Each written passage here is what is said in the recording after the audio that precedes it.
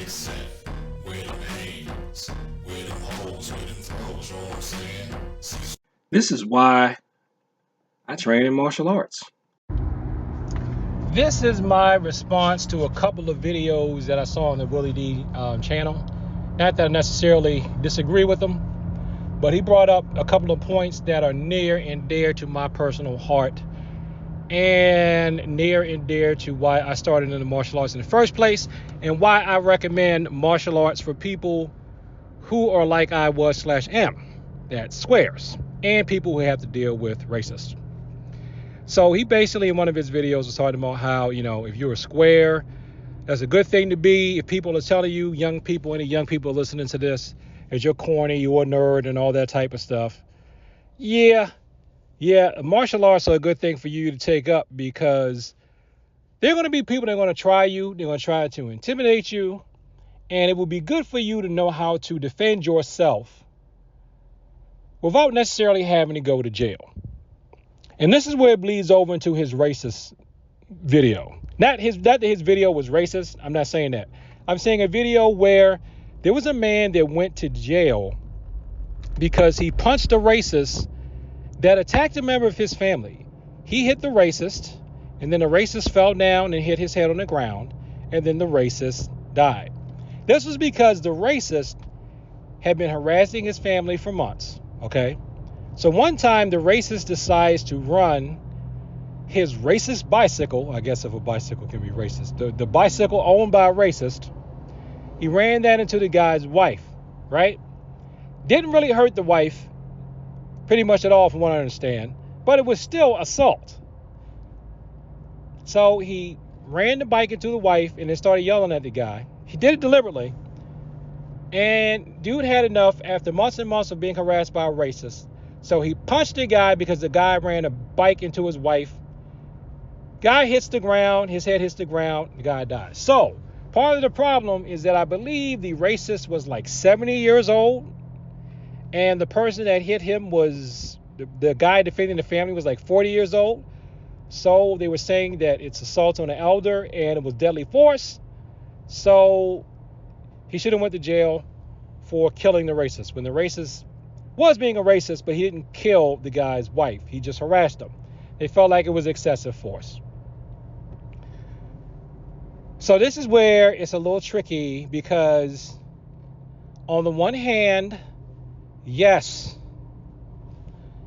it was excessive. You shouldn't kill someone because they ran into someone with a bike.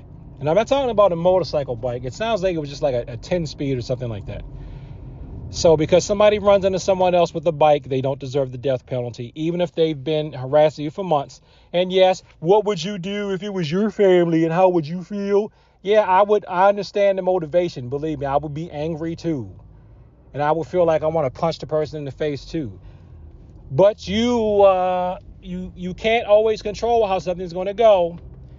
And actually, if you have more training, you should be able to handle a situation like that without killing the person. That's usually how it goes. The more training that you have, 9 times out of 10, the better you are going to be at doing something non-lethal, because you should be learning non-lethal things in your training, even if somebody's trying to hurt you. That's not right, you say. That's not fair, you say. And I agree. But we don't live in an ideal world. In the world that we live in, you are going to have to defend yourself against somebody who is trying to hurt you and possibly kill you. And I know on paper, and people give lip service to, you have a right to defend yourself. And if someone's doing something that could be deadly towards you, you should be able to do something deadly back. But the problem is you don't necessarily know how that's going to go until after the fact. That's right, after the fact. After it's over. Studying the martial arts can give you a wide repertoire of techniques to where you don't necessarily respond as a warrior. You respond as a peacemaker. That's why my teacher's creed for my class is, blessed are the peacemakers, for they shall inherit the kingdom of God. Because yes, the situation can be dangerous, but you as a civilian, as not a soldier, as not security, as regular person, you're going to be expected to respond to things in a manner where you just protect yourself and you don't do permanent damage or lethal damage to the other person. Now, personally, how do I feel about that? I feel that's ridiculous. I feel that if you play stupid games, you win stupid prizes. I feel that if you put your hands on somebody else, then you get what you get. However, the rest of the world and the people who are going to be judging you don't agree with me. And since everybody on the jury is not me, and since everybody that makes the laws are not me, you better adapt to accommodate them, whether you want to or not, because you don't have a choice. Now, you can keep doing things the way you want,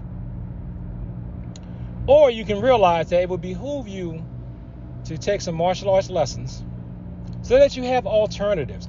Even if your alternative wants to be a gun, I've looked into the gun literature and some of the gun media where people want to learn how to shoot guns and use that as their primary defense, and I do know how to use a weapon, how to use that type of weapon. They tell you to take empty hand stuff so you can have alternatives. It's all about alternatives, okay? If you take a strictly military approach, that's bad for you civilian because that's war zone stuff. Of course, if somebody comes at you, you respond with something that's life-ending because you're in war. You're trying to end their life. They're trying to end your life, okay? If you're in law enforcement, you have more authority to use force than 99.9% of the people who are going to be listening to this video. 99.9% of the people who are going to be attending a martial arts class. You're not a police officer. You work a regular job. You work a regular job, or you're a homemaker, and then all of a sudden you have to respond to someone who's being violent. And then you have to not only protect yourself, you have to make sure you protect this violent individual from being harmed. So, I argue, and I may be incorrect, that if you learn a large repertoire of martial arts techniques and then trust your gut, trust your values, use the tenets of courtesy, integrity, perseverance, self-control, and indomitable spirit, those are from Taekwondo, use the judo slogans of maximum efficiency, minimum benefit, and mutual welfare and benefit. If you integrate those into your subconscious and try to integrate those into your techniques, into your response, you stand a good chance of handling responses like that with the right amount of force. You can't go at everything with the same amount of force all the time. You have to learn how to think on your feet and respond appropriately to each individual situation. So that means there's going to be some troubleshooting involved, borrowed from the IT side of the game, and how you handle each situation. So, that also, contrary to some opinions, is where I think sport comes into play. While no, you can't handle a real-life self-defense situation necessarily like it's a sport, at least sports, martial arts will get you used to thinking under pressure. Especially if you don't have a lot of violence experience. So yes, while we know sport dulls the weapons for safety and sport doesn't accommodate any weapons, at least you get the practice of, I'm thinking under pressure. I'm thinking when somebody's trying to hit me. I'm thinking when somebody's trying to grab me. I'm thinking when somebody's trying to choke me. That's what sport's good for. So I think if you take a well-rounded approach to martial arts and just have one, maybe two styles as your home base, but you dabble in sport if you can. If your body allows it, you dabble in sports. If your time and your body allow it, you dabble into the internal arts. If your body and time allows it, you dabble into a complementary discipline. That means if you're primarily a grappler, you look in a striker. If you're primarily a striker, you're looking at grappling. If you're primarily Asian martial arts background, you're looking at boxing. If you're primarily boxing, you look into some of the Asian martial arts. So on, etc., etc. You have your home base and you go into other things. That's what I've done with Cecil martial arts, Taekwondo, with cross-training in Judo, Jiu-Jitsu, Hapkido, Western boxing. Practice your forms. Practice your forms so you're used to doing moves under pressure. Even if you go to a contest, okay? Your contest is not sparring with another person, but it's doing your form in front of people, that's still moving and thinking under pressure. Hopefully, that will help you think under pressure. Complement all of that with self-defense readings by people like Basad Ayub. I think I'm saying that right, probably not. Mark McYoung. All the people who read and write and will tell you about real-world violence. I keep recommending Mark McYoung, although I've never met him.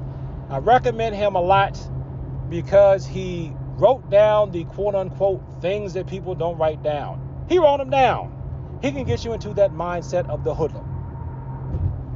You do all that, you make it a serious study, do the pressure points too. Even the stuff the internet says is bullshito. Do that bullshito too. You keep an open mind. You practice your awareness. You try to resolve conflicts as much as possible. You should stand a pretty good chance of resolving things so that if a racist runs his bike into your wife, you don't kill him if you don't have to. Okay? Now I know not killing the racist is going to make some people think that I'm a sellout, an Uncle Tom who has forgotten his race and he hates his people and all that other stuff. Well, you know what?